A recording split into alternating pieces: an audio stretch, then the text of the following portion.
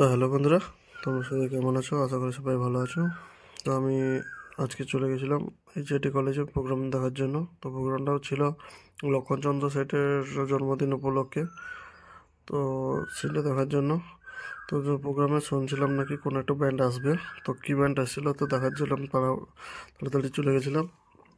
তো গিয়ে দেখি ব্যান্ডের বাজনা শুরু হয়েছিল প্রায়। তারপর আস্তে আস্তে সামনের দিকে এগোতে থাকি। এগিয়ে যেখানে দেখি চন্দ্রবিন্দু ব্যান্ড। তো ব্যান্ডের প্রায় সব কিছু রেডি হচ্ছিল। এদিকে অনেক স্টুডেন্টও চলে এসেছিলো। প্রোগ্রামও প্রায় শুরুর দিকে, তাই আমরা একটু ঘোরাঘুরি করার জন্য চলে গেছিলাম কলেজ ক্যাম্পাসের চারিদিকটা দেখার জন্য। তো গিয়ে দেখি সামনের দিকটা একটু আলো দিয়ে খুব ভালো করে সাজিয়েছিল।